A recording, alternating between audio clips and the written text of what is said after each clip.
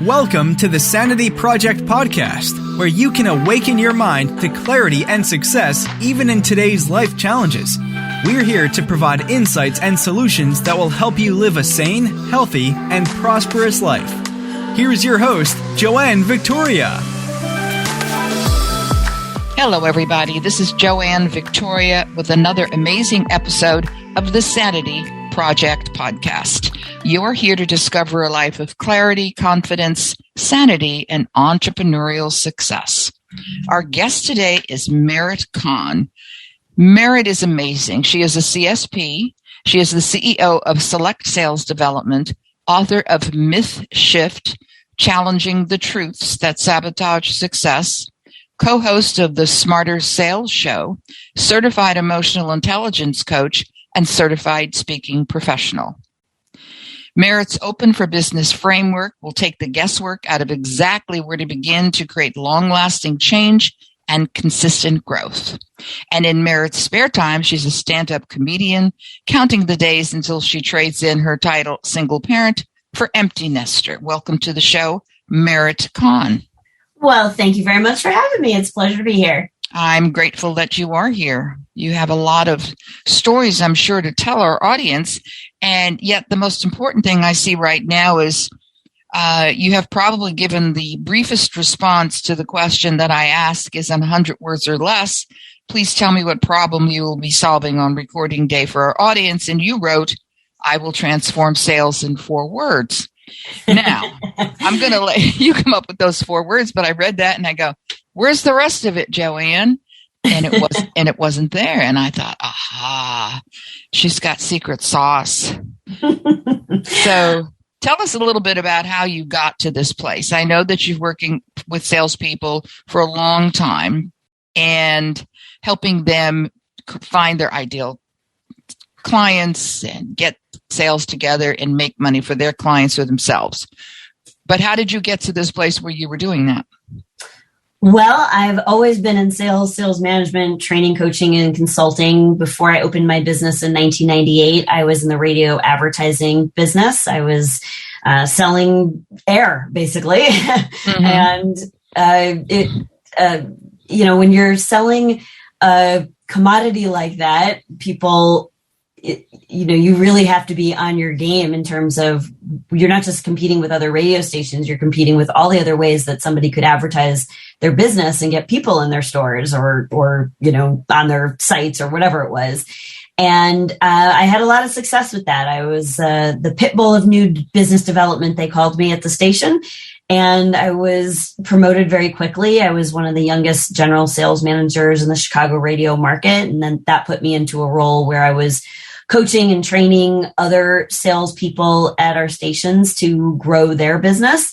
And then the radio station was on the chopping block. We were being sold to a bigger company. And it was one of those choice points. I know you understand those in your life where you kind of have to think, okay, well, what is it about my job that I really enjoy? And what are the pieces that I could take it or leave it? And everything that I liked had to do with inspiring, coaching, motivating, and everything I didn't like had to do with radio. And so I decided to take that leap of faith and I joined the team that was delivering the sales and sales management training programs that I had been taking as a student. And it was just a really natural fit. And so since that time, since 98, I've been really working with entrepreneurs, business leaders, professionals, a lot of people that would never in a million years call themselves a salesperson. They're professionals. They're good at what they do. They're experts, but they didn't get into the game. They didn't become an entrepreneur or own their business because they were great at sales. It was because they were great at something else. And once you know you're good at something and deserve to have your own business doing it, all of a sudden you find yourself in a role. It's like, oh, wait a minute, I have to go get business. And so I would say most of our clients are people who sell something custom, creative, or complex. Definitely not things, if you could click here, buy now, and it's more of a commodity, that's not really the space that we play. But if it's complex sales process, that's where we can really help people shorten their sales cycles, stop getting beat up for lower pricing, find their differentiators, and have good sales conversations. That sounds amazing. I tell everybody, and they say, "Oh, I hate sales." I said, "Everything is sales." Yes. It doesn't matter, how you dress is sales, what you do is sales, how you don't do what is sales. It's all sales. They're going to like you or not, and you have to find a way to make them like you and open their minds to listening to you and your approach. So that's the key. Exactly. Yeah.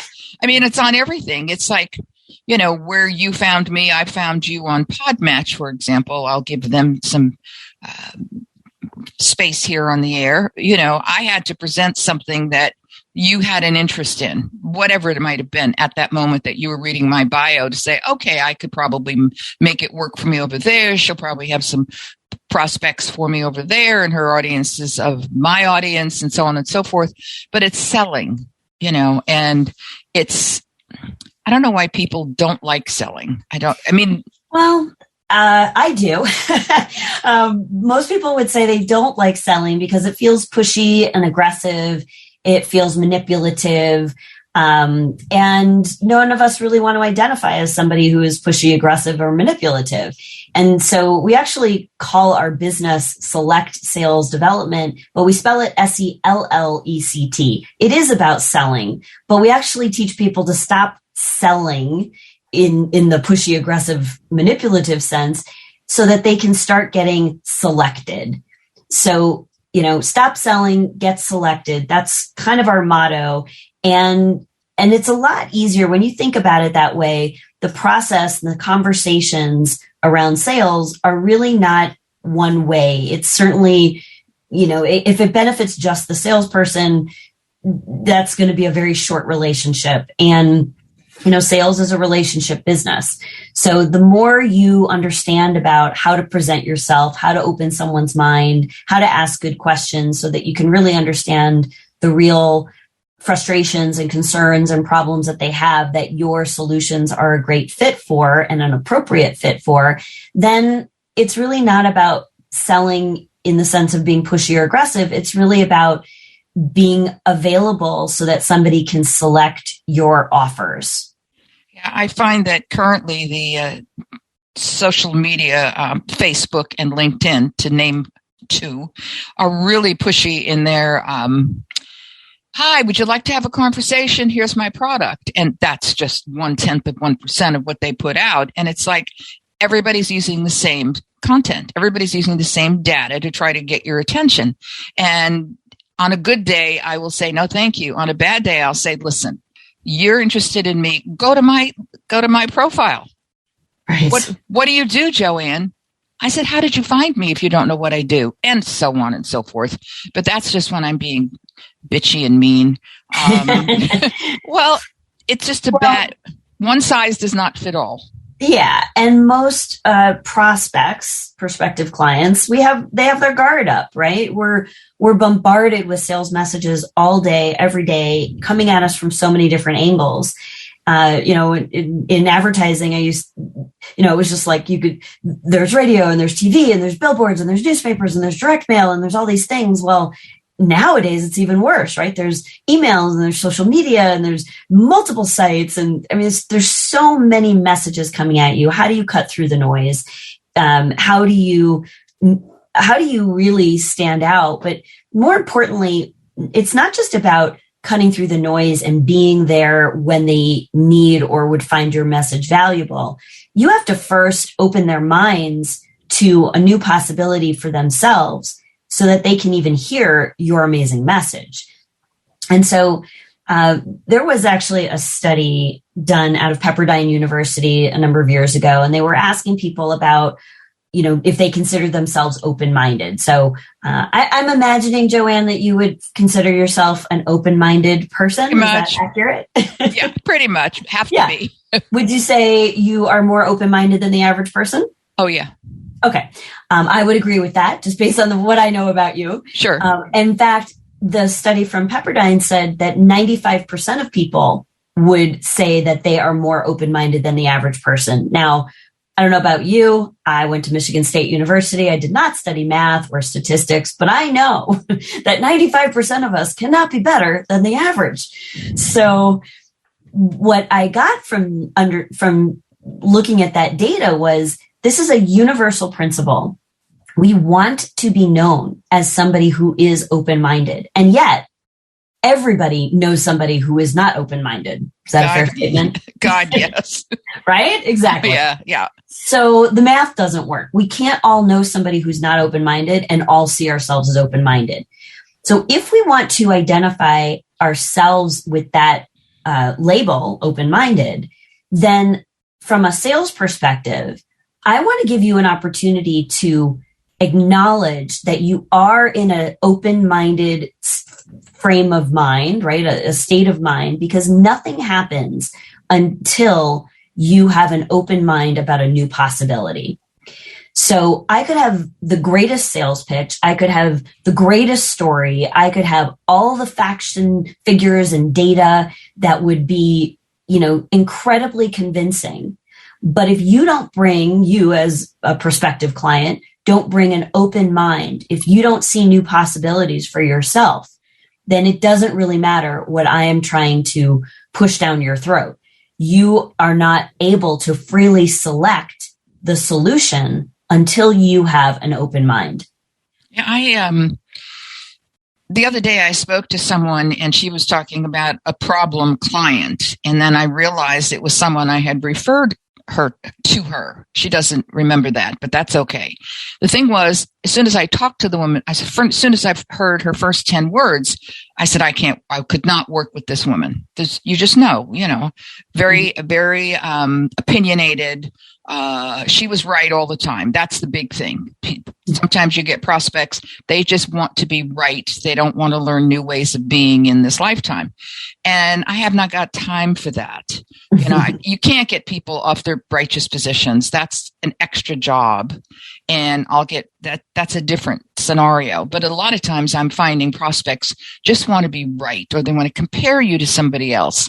So if you're coming up with proprietary content and a proprietary way of doing things, I use that word loosely, proprietary, but you have created an opportunity for people to listen at the beginning. This is extraordinary, in my opinion. Well, thank you. I feel like at some point along the way, I learned that a closed mind never buys. And so the first step to a closed deal is always an open mind. And then the question was, okay, there's two people in a conversation. There's two minds that have to be opened. Mine, because if I don't see a new possibility for myself, my own business, the opportunities for my clients, if I don't see what's possible, I sure as hell can't help them see what's possible. Mm-hmm. And so first I have to ask myself the question, have I already decided it can't get any better, or am I open to a new possibility? And then I want to turn around and ask my prospective clients that same question, because sometimes people feel like they should change, or they should be more disciplined, or they should learn this thing. And, that's great. And maybe that's true, but it's very different when you think you should do something versus you are open to a new possibility. And that's driving you to seek out the right coaches, the right information, the right courses, the right books, the right podcasts, right? To get you on that path where you can see that there's a new possibility.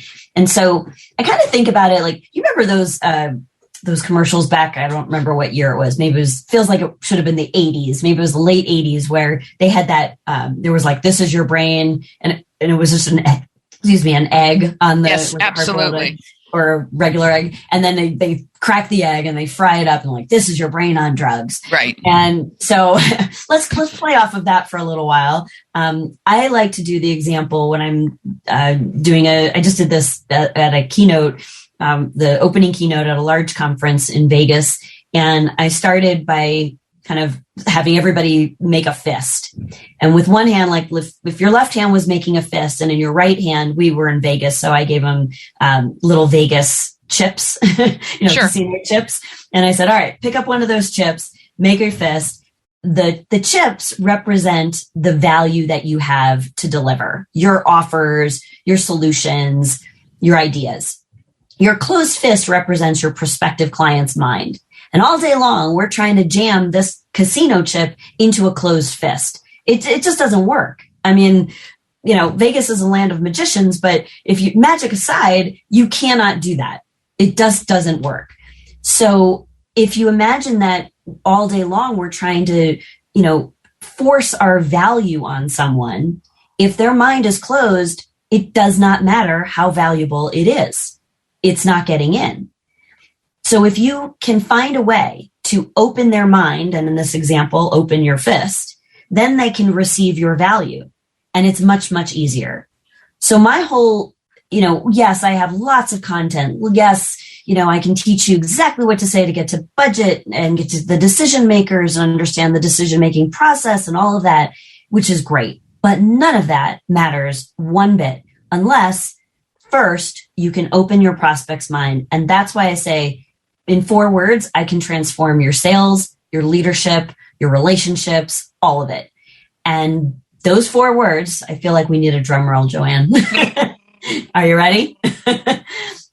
It's simply, are you open to? And the reason that works is most people, again, want to identify as somebody who's open-minded. So if I first ask you, have you already decided it can't get any better when it comes to your business development goals, when it comes to, really achieving aggressive goals or having the life you want? Or are you open to a new possibility? They first have to ask themselves, is this as good as it's going to get? Mm-hmm. And most people don't want to believe that this is as good as it's going to get. Most people want to be like, no, there's something more. I'm in this for something more. Great. That's the first part of the question. But then the second part invites them into that open-minded state of being. Are you open to a new possibility? It's very easy to be uninterested in something and still be a nice person. But the moment I say to you, nah, I'm not really open to that. Now I've said something about myself, about who I am as a human being that I don't want to identify with. And most people don't do that. And that's why are you open to is the magic phrase that will, create new possibilities, both for you from the sales perspective and for any prospective client that's lucky enough to be in a conversation with you. And your conversation with these people, in the back and forth, you have reframed their existing brain, hopefully. You have reframed it when they're looking at it as, are you open to this? Which most people don't ever ask themselves, is this possible? Is it possible for me to go here, have a relationship with that, read this book, walk down the street, buy that car? Who knows? Because it works in every aspect of a human's life. But in what I see what you're doing, and we'll give away my perspective of the secret, is you're changing their brains because you're having them go to another place to make that decision, because you have them think, first of all, they think, are you open to this? And the righteous ones are going to say, if they say no or yes right away, you have to sort of think about it. But other people who think a bit, and then you have moved that groove in their brain to another location. That's my... Yes. Yeah, that's my picture of it.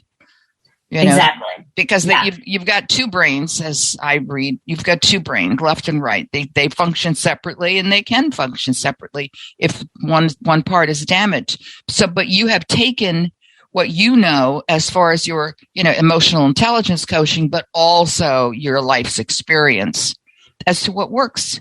Because if it works for you, it's going to work for somebody else. Yeah. I mean, I feel like, lots of times you hear, sales is, we've heard that making decisions is intellectual, but buying is emotional.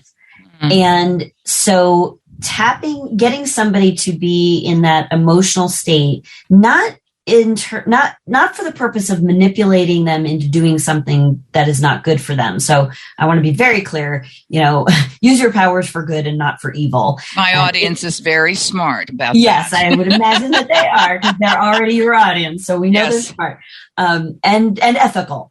But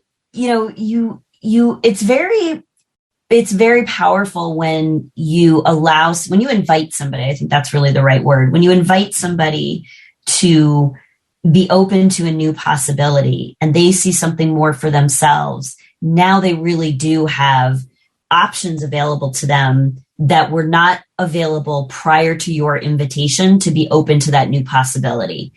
Now, it may be that, I am not the solution for, what they're open to. I'm actually more interested at this stage of my career in opening people's minds to that new possibility and letting them see more for themselves in whatever area of life or business that they're focusing on in that moment. And it's amazing the plethora of ideas and opportunities and solutions that are available once they kind of crack that door open a little bit, as opposed to a salesperson who sometimes comes in with a predetermined thing that they're going to pitch. And I think that is very limiting, not just for what's possible for us in a sales role, but also very limiting for our prospective clients and customers, because we're robbing them of the opportunity to see more and ask for more. And so a lot of my work is around helping companies get the right language to upsell their offers, to grow existing business relationships. And a lot of that is, hey, first we're going to solve the problem that you brought to me. Like, there's other things that we can do together down the road, but first on the agenda is let's solve the problem that is right in front of us, because their extra credit only counts if the original job is done. Correct. Right? So absolutely. We're not going to, I'm not going to talk to you about ongoing, coaching and what we do in year 3 if we haven't solved your problem immediately. So that's always job number 1. But to be able to say to somebody, look, once we've gotten to that point, are you open to having a conversation about some of the other ways that we support our clients in our longer term relationship, so that we're always available, whatever stage of the sales process you're at. We've got somebody who can help you be more effective in that stage. And they're always like, oh my God, that'd be great. I'm like, okay, let's just park that. I'm just making sure that that that's available. We're both open to the possibility of it. And when it's the appropriate time, we'll have that conversation. And then your prospects now feel as though they are part of the creative process. Yes. And that's where their thinking goes. And they're more liable to take risks. And risks is not a negative word, people, those who are listening. But by the way, to those who are listening, as I say as my mantra every episode, after this episode is over, get your pad and paper and pen and re-listen to this, because I guarantee double Dutch time that you have not remembered everything that Merritt Kahn is saying today. So you have to take notes and then listen to it again, and then share it with your team, share it with your office, share it with your people who love you, people who don't love you. Find people to listen to this, because there's so much content here, so much data, so much pointed information that you will find it flooding into your brain and probably waking you up in the middle of the night with a good dream. So how can people, yeah, well, it's, the things just seep in, they come in through the pores, and the right brain absorbs everything and the left brain is the one that stacks it. The right brain can't stack anything. It's just going, woo, having a good time, just finding out all of this content. And then the left brain goes, well, where does that go? Yeah. Where does that go? That's so true. Yeah. And what can I do with it? And I think, if I could just offer your audience, before you listen to it a second time, ask yourself, what's that area of my life where maybe I feel stuck, or I wish somebody else was open to my ideas or my offers, my solutions, or, I lead a team. How do I get people to see the bigger vision that I see? Or maybe there's just, you've got a friend and they're going down a difficult path. you want to be of value to people, but you can't save your friend. You can't learn new ideas. You won't taste new foods or travel to new lands. You won't present solutions to your ideal customers. You won't get a team to follow you if you first can't get somebody to say, yes, I'm open to a new strategy, a new possibility, a new way of coming at this problem, new people to bring into a conversation. That are you open to really is the one question that has the opportunity to have such a global impact in so many areas, because no problem gets solved until people are open to hearing and creating a new solution. Well, there we go. Kahn has said it all. You can find, that's it, and you have to know also, audience, and whoever you're going to share this with, pick and choose who you're going to do this with, because don't think that you're going to change the world at its highest level using her concepts, because they don't care. Find the people who care enough to be interested enough and flexible enough to want to listen. Merit Kahn can be found at MERITKAHN.com. And she has a wonderful website, by the way, people. Since I get to look at so many websites with my podcast guests, this is one of them. And her website is also called SELLectsales.com. And you can find her on LinkedIn and anything else that's on the page that you're looking at on my website, AskJoanneVictoria.com. Or if you're just, that's where it is. Final words, Merit? I just appreciate you inviting me to share ideas with your audience. And thank you for being open to hearing what I had to say. I got it. Thank you. Take care, everybody. Have a wonderful day.